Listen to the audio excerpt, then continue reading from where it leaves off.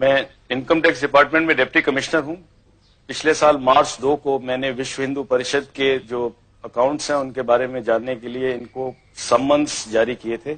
अशोक सिंघल समेत जो लोग इनका हिसाब देखते हैं उनको भी दिए गए थे। 24 घंटे के अंदर विश्व हिंदू परिषद का एक बहुत बड़ा डेमोन्स्ट्रेशन 28 लोधी एस्टेट पे प्रधानमंत्री के बाहर हुआ। उसी दिन मेरा मद्रास तबादला कर दिया गया और तब जो सरकार थी उन्होंने उस पूरी इंक्वायरी को दबा दिया। फिर मुझे सस्पेंड कर दिया गया। विश्व हिंदू परिषद के बारे में दो तीन चीजें मुख्य मुद्दे मैं देख रहा था। एक तो ये कि क्या इनके पास बाहर से पैसा आया है कि नहीं आया है। विश्व हिंदू परिषद ने रिजर्व बैंक ऑफ इंडिया को अप्लाई किया था कि हमें बाहर से पैसा लाने दिया जाए, क्योंकि बाहर से उनकी बहुत सारी ब्रांचेज उनके मंदिर के लिए पैसा भेजना चाहते हैं। रिजर्व बैंक ऑफ इंडिया ने इनको ये परमिशन नहीं दी, क्योंकि ऐसे ऑर्गेनाइजेशंस जो देश के अंदर या तो तोड़फोड़ की कार्रवाई कर रहे हो या राजनीतिक कार्यों में लगे, उनको ऐसी परमिशन नहीं दी जाती और विश्व हिंदू परिषद को ऐसी कोई परमिशन नहीं दी गई थी। विश्व हिंदू परिषद अमेरिका नाम की एक संस्था है अमेरिका में, जिसके करीब 200 ब्रांचेज हैं सारे अमेरिका में, और ऐसी ही ब्रांचेज कनाडा और इंग्लैंड के अंदर हैं, जिनकी संख्या करीब 1 लाख से ऊपर सदस्यों की बताई जाती है और इनसे पैसा इकट्ठा किया गया। ये हमारी नॉलेज में था। ऐसा है कि जब इनकम टैक्स का रिटर्न किसी ट्रस्ट को फाइल करना होता है तो उसको सारे अकाउंट्स की तफसील देनी होती है। ये कानून है। 30 अक्टूबर 1979 को अशोक सिंघल ने एक रिटर्न फाइल की, जिसके अंदर उन्होंने उसके ऊपर तो लिख दिया कि हमको इतना पैसा आया और इतना पैसा हमारा गया है, और मैं उसके साथ सारी एक एक चीज का बयान दे रहा हूं कि कहां से पैसा आया कहां से नहीं आया। वो सारी बयान जो था रिटर्न से गायब था।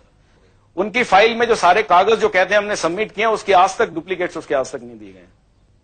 और इनके कई ऐसे नेताओं के खिलाफ हमारे इन्फॉर्मेंट से हमारे पास इंफॉर्मेशन ला रहे थे।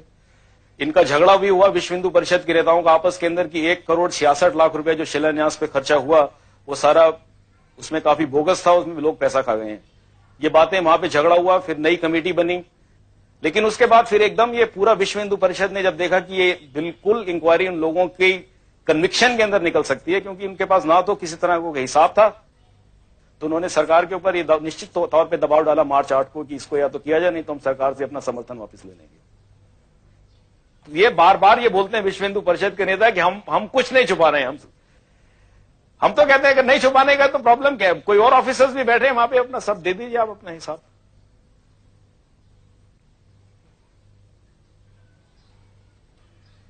मैं बाहर से जब पढ़ के आया था वापस, तो इसी ख्यालात से आया था कि शायद देश के लिए कुछ करूंगा, लेकिन इस देश में होना है। मैंने एमबीए पास किया था अमेरिका से, मैं सब छोड़ के अपना काम छोड़ के मैं हिंदुस्तान चला आया था यहां पर।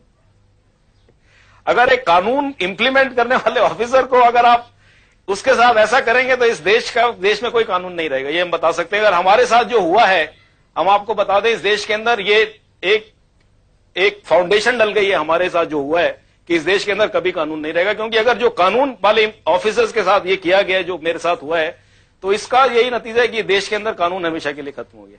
मैं तो ये समझता हूं, मेरे को तो कोई उम्मीद नहीं है कि ऐसे कुछ इस देश का कोई होगा भविष्य। मैं चाहता हूं भविष्य हो, लेकिन मैं इस बारे में मेरे को तो नहीं लगता कि अब कुछ भविष्य रहा है इस देश के अंदर।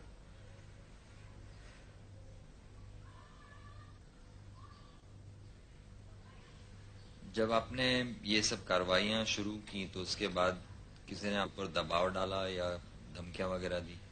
हाँ, मेरे को 2 बार 2 लोगों ने धमकियां दी। मैं उनके नाम नहीं देना चाहता। 2 धमकियां दी। उन्होंने कहा कि अगर आपने आगे जबान खोली तो हम आपको जान मार देंगे, आपको जान से। सब जगह पैसे वाला गरीब को जलालत जो है सब जगह घुस गई है।